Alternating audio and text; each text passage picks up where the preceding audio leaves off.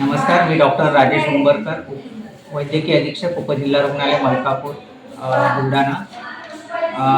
एक बसचा पहाटे 3 वाजता ॲक्सिडेंट झाला वडनेर नांदुरा रोडवर.